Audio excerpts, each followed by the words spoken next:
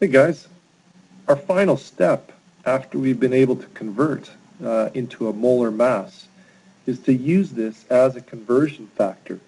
So if you look at our picture here, we have our moles if I was given it, and I can actually get it to grams by using grams over 1 mole, and that can just be our molar mass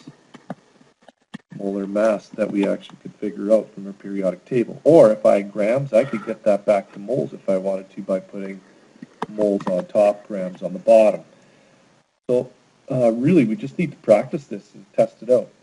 Take a look at page 120. At the top, it has a real good question here about table salt.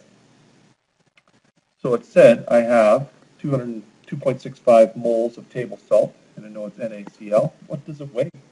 So molar mass. Let's figure this out.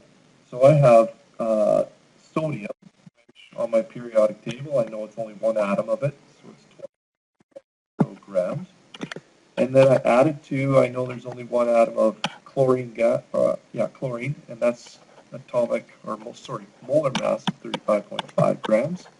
Add that together, ends up being 58.5 grams, and that's my molar mass. And that is, if you can kind of think about a conversion factor, grams per 1 mole of table salt. So in my question, number of grams is what I'm looking for at the end. I start off with 2.65 moles of my table salt, NaCl, multiplied by its molar mass.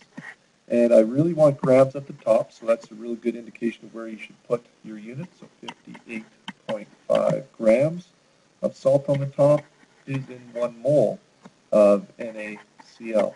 As you can see, my moles will be canceled off, and I'm left with grams. My total being, I think it's 155.025 grams of NaCl. I just need my sig figs. It has to be down to,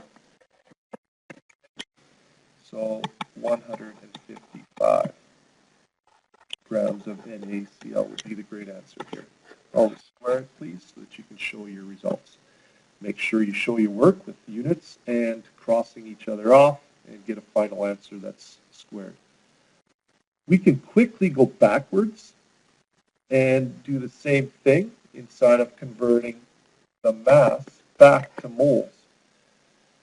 So, in this question here, it's talking about gold, most malleable. It can be hammered, several hundred atoms thick. 2010, science group covered entire billboard with just 2 troy ounces, 62.2 grams of gold.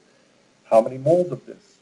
The number of moles of gold is equal to 6.2 grams of gold. And I just need to multiply by its molar mass. So I take a look at my, I want moles, so I'll put it at top. 1 mole of Au, or gold, is equal to 197.0 grams of gold. That cancels off the grams, and I'm able to actually get an answer. That's me 0.18 of gold. Great.